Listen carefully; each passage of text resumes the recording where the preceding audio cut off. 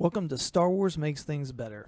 In this episode, we review issue number 1 of Star Wars The High Republic, and be warned, this review will contain spoilers.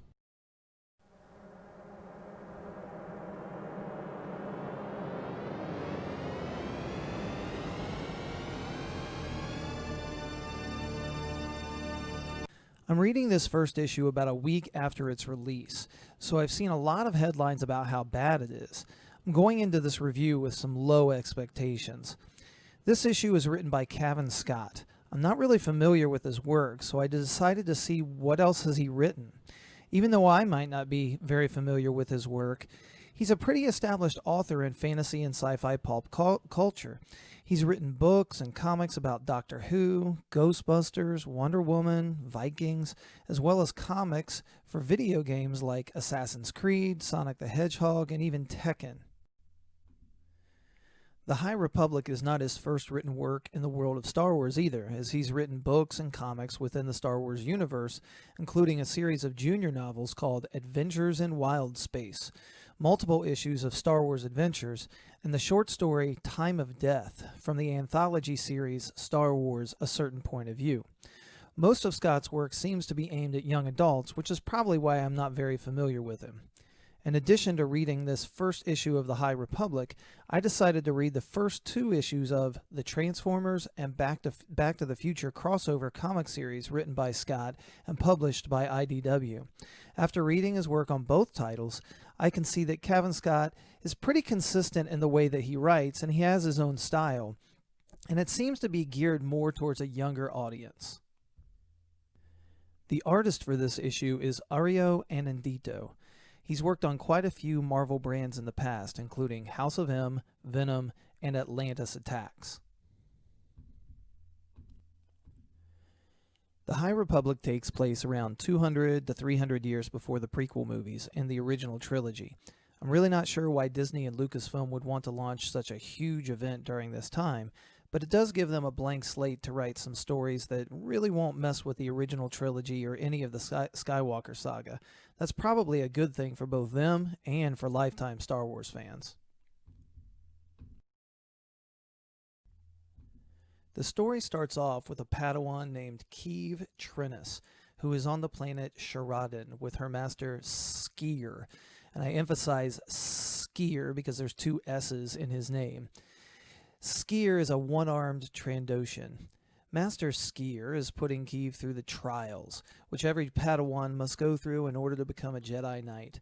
It seems that the trials for Keeve consist of no more than a lightsaber fight between the Padawan and her master, and a task where Keeve must climb a rocky spire to retrieve a pendant that Skier hung at the top.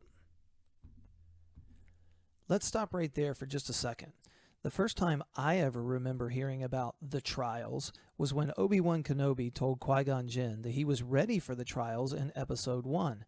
When I heard him say that, I never imagined that all it would take to graduate from a Padawan to a Jedi Knight was a sparring match with no real threat and the equivalent of climbing the rope in gym class to retrieve a flag. I always imagined that the trials would be much more difficult. I mean, we're talking about becoming a Jedi Knight, a guardian of peace and justice, not receiving a presidential physical fitness award. But anyways, let's continue with the story. From the very first panel of the story all the way up until Keeve begins climbing the rocky spire, she has been badgered by a fairy-like creature named Kan-Ri, who is a native Sharandanite. While she's making her journey to retrieve the pendant, the spire that Keeve is climbing breaks, and she and her lightsaber begin to fall to certain doom. But while she plummets, she reaches out with the Force to pull her lightsaber to her hand, ignites the blade, and plunges it into another rocky spire. Thrusting the lightsaber into the rock is enough to slow her fall and stop it altogether. Now, I know there's been some controversy about whether or not the lightsaber blade would catch within the rock or just continue to cut through the rock until she falls. Would it be able to stop her fall? But seeing her hang there by the hilt of the lightsaber while the blade is stuck in the rock really doesn't bother me. We don't know what the rocky spires are made of, although they were brittle enough to break in half while she was climbing them. So I guess maybe they could be brittle near the top of the spire, and maybe as you go lower, it gets stronger and more dense. But anyways, let's keep going. While Keeve is hanging from her lightsaber, she hears the loud sound of a swarm of bug-like creatures flying towards her. Each of the bugs looks to be about the size of a small bantha, and the swarm is large enough to destroy the set of rocky spires that she was climbing. From there, we cut to another scene, not knowing the fate of Keeve and Conry. But let's face it, we know Keeve is going to be okay. She's the first character we are introduced to in the entire High Republic event, and she's front and center on the cover of the comic book. Killing off Keeve at this point would pretty much be the equivalent of Samuel L. Jackson's death in the movie Deep Blue Sea. From there, we cut to Starlight Beacon, a new space station launched by the Republic to serve as a ray of hope for all to see. At least that's how it's described in the opening crawl. Here we are introduced to 4 Jedi: Master Astala Maru, a male Kasurian; Master Avar Kriss, a human female; Grandmaster Veter, a male Tarnab; and Grandmaster Yoda. The conversation between these 4 doesn't seem to mean anything to the story in this issue. But while they talk, they do name drop a couple other Jedi. They allude to some recent battles, and including the battle that Master Skier apparently has lost his arm. They also let us know that Skier's arm will grow back since he's a Trandoshan. The name dropping and the mentions of the battle might not mean much right now, but they do provide some interesting world building, similar to when Lando Calrissian tells Han, "Someone must have told them about my little maneuver at the Battle of Tanab." It's a nice touch, and I apologize for my Lando Calrissian impression. At this point, you may be thinking to yourself, "Awesome, Yoda, a character that I know," but don't get too excited. Yoda has a total of 2 lines and appears in exactly 2 panels. We all know there's more Yoda coming, but not in this issue. Oh, and let's not forget that at the end of this scene, Master Kriss is named the Marshal of Starlight Beacon, whatever that means. Now we switch back to Sharadan, where, as expected, Keeve lands safely on the ground and proceeds to jump into a starfighter called a Vector, which looks like a combination of an X-Wing and a Clone Wars Arc 170. She flies off to save Connery's village from the swarm of bugs, which we find out are called the Ridati. The name of the bugs is revealed by Master Maru after Keeve gets in contact with Starlight Beacon. The two communicate back and forth while Keeve uses the Force to protect the small village. Ultimately, Keeve reaches out with the Force to try to communicate with the Ridati and realize that the swarm of flying bugs are going towards their home. The only problem is that something is interfering with their navigation towards their home, and that something is, of course, Starlight Beacon. With that realization, Master Maru changes the frequency being broadcast by the space station, which makes me think at this point, what are they broadcasting in the first place? What are they putting out there? But anyways, Keeve then proceeds to broadcast the frequency that was coming from the space station originally from her Vector and sets the autopilot to fly into the next system along with the swarm of bugs, which has now started to follow the starfighter. Everything is now safe on the planet of Sharadan, and Keeve and Master Skier are free to return to Starlight Beacon. On their trip from Sharadan to Starlight Beacon, Padawan Keeve continually asks her master if he's upset with her and defends her actions. Master Skier doesn't give her an answer, and while his Padawan continues to ask if he's upset, he leads her to the chamber of Master Kriss. Or is it Marshal Kriss at this point? Or should it be Master Marshal Kriss? I'm not sure. When we see Avar Kriss, we are meant to think that she is going to reprimand the young Padawan, but instead, she ends up granting Keeve Trennis the rank of Jedi Knight of the Republic and cuts off her Padawan braid with her lightsaber. At this point, I'm thinking to myself, why did Master Kriss have to be the one that granted Keeve the title of Jedi Knight? I mean, we just found out that Kriss was not granted a position on the Jedi Council, so obviously it doesn't take a council member to grant the promotion. Why couldn't Master Skier have granted his own Padawan the rank of Jedi Knight? It just doesn't really make sense. And the reasoning isn't that only the Marshal of Starlight Beacon can grant the promotion, because Starlight Beacon is brand new, and Avar Kriss was just given the title of Marshal. So does it really matter? Probably not, but I'm sure that it will bother some people. The final scene of the comic shows us brand new Marshal Avar Kriss giving the dedication speech for Starlight Beacon to hundreds of Jedi on the space station. After the speech, all the Jedi start to yell, "For light and life!" It gives me the feeling of Kathleen Kennedy saying to all Star Wars fans, "Hey everyone, my pet project, the High Republic, has begun!" But wait, there's one more scene. A teaser for the next issue, if you will. We see Master Skier entering his living quarters with a blank, far-off stare in his eyes. He then drops to his knees and screams, "No!" We don't know why, we don't know what's going on, but I'm sure we'll find out in the next issue.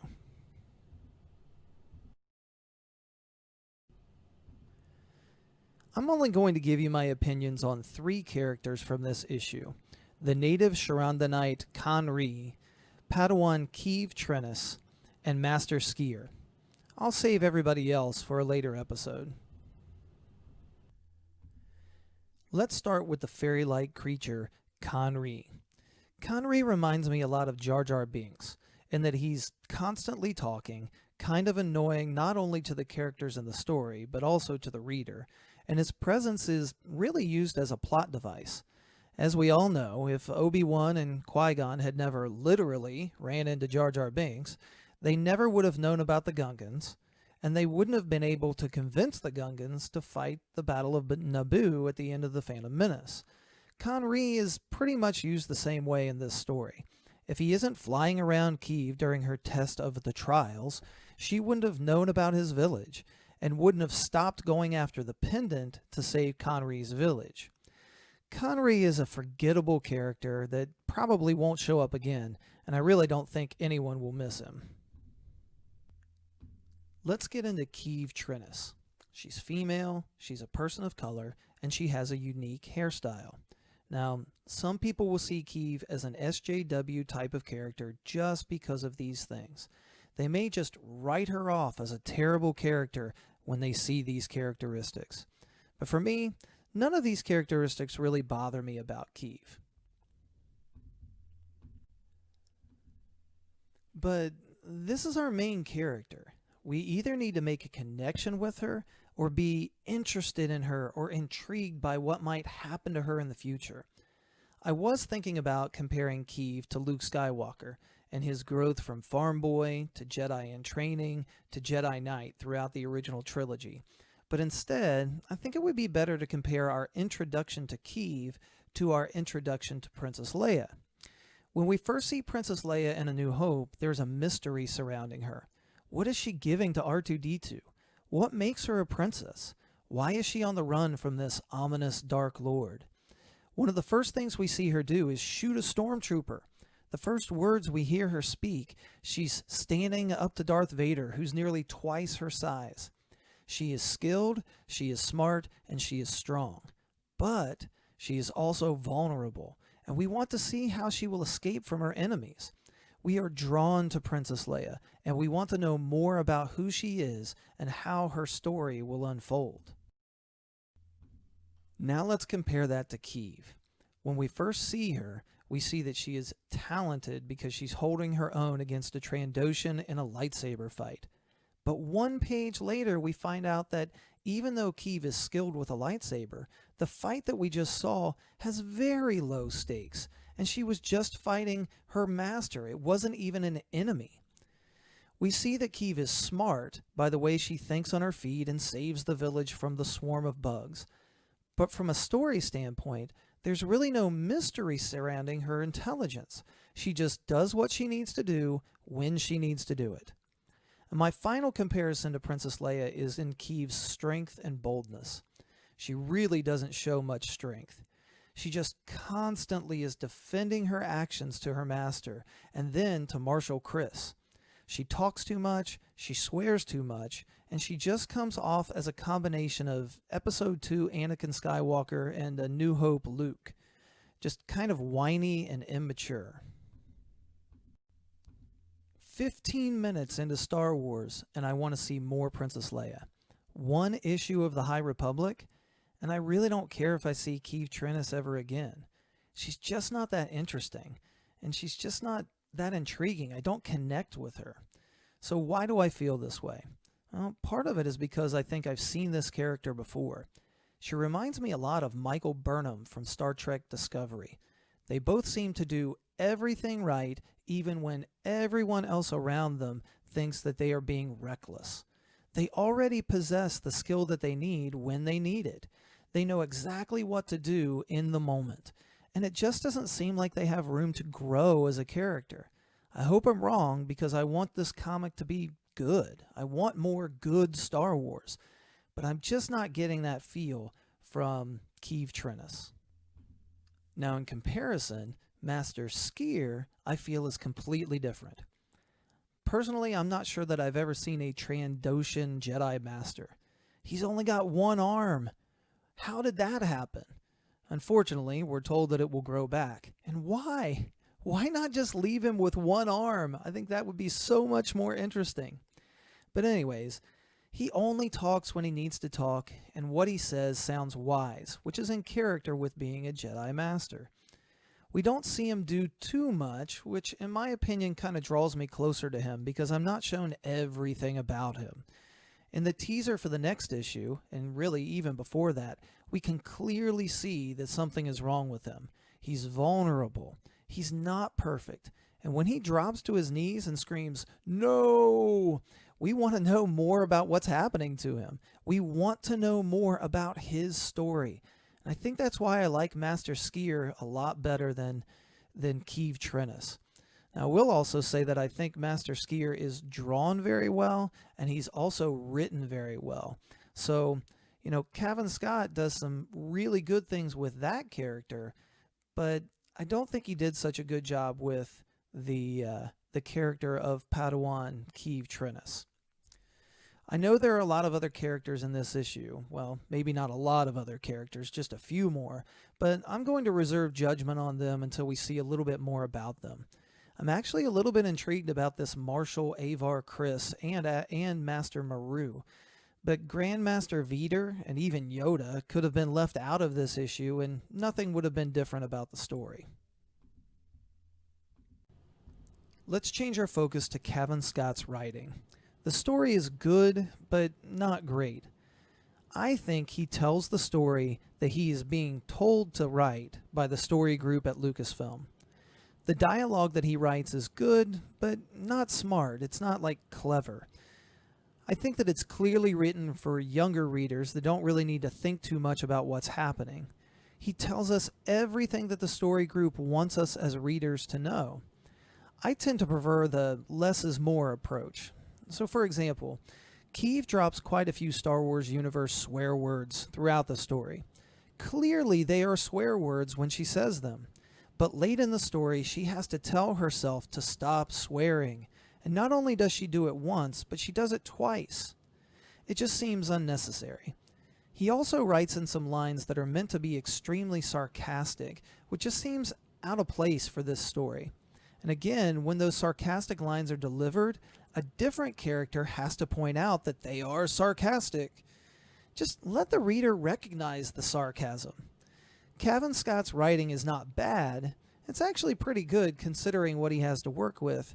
But like almost everything else about this issue, there's really nothing that stands out about it. Now let's turn our attention to Ario Anondito'S art. I think it's very good, but it's not really a style that I love. It doesn't really stand out as unique. It just seems to be very familiar to a lot of other comic book artists that I see. He's very talented, and it looks really nice, but for me, it doesn't stand out. A couple of highlights in the art include the way that Anondito draws the lightsaber fight. It's dynamic enough to feel the action, and it's laid out in a way that's easy to see what is actually happening. Another highlight is the way that he draws Master Skier and the non-human Jedi we see at the end of the book. He really draws a very nice Wookiee. For some people, the artwork is like the deciding factor for investing in a comic book. They see the art and they say, I don't care what the story is, I want this book in my collection. Or they see the art and they say, I don't like that art and it may be a great story, but I just can't get past the art. For me, Anondito's art doesn't stand out in a way that really wants me to, like, it draws me to the book, but it certainly doesn't push me away either. Whenever I consume a new Star Wars story, whether it's a new movie or a TV show, a video game, a novel, or in this case a comic book, I want to feel like it belongs in the Star Wars universe. The universe that George Lucas created, the universe that I grew up with, the universe that I love. So does this first issue of the High Republic fit in that universe? Well, I say yes. I think it does belong. Now, it's not even close to being the best part of that universe, but it really does feel like Star Wars. If I were to compare it to more recent Star Wars comics that have been published under the Disney leadership team, I would say it's almost as good as the main Star Wars title, but not nearly as good as the Darth Vader titles or the Dr. Aphra titles. And if you're like me, you've seen these headlines trashing this comic book from YouTubers and certain pop culture blogs, and you've probably also seen some praise for this book.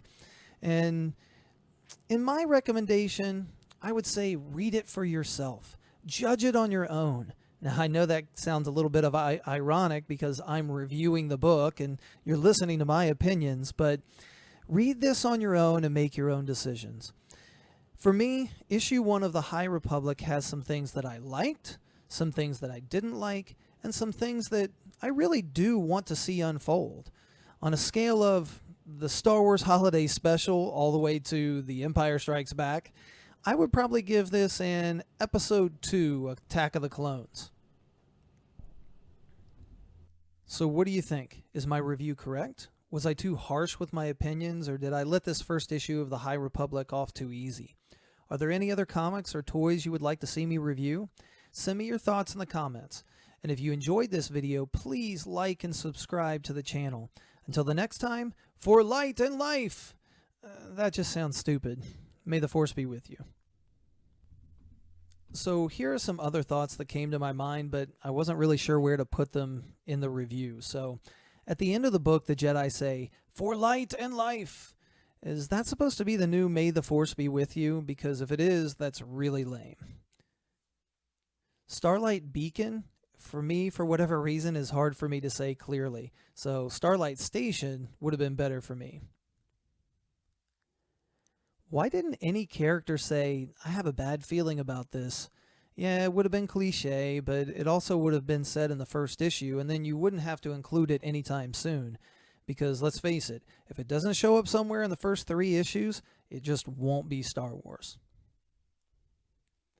At the end of the book, there's a note from the writer, Cavan Scott, and the artist, Ario Anondito. Anondito signs off his message with the quote, "This is the way." Why would he do that? That's a Mandalorian thing. This has nothing to do with the Mandalorian. It just sounded out of place. The covers for the next 3 issues are revealed at the end of the book, and they seem to give away some spoilers, and I'm not sure why you would do that.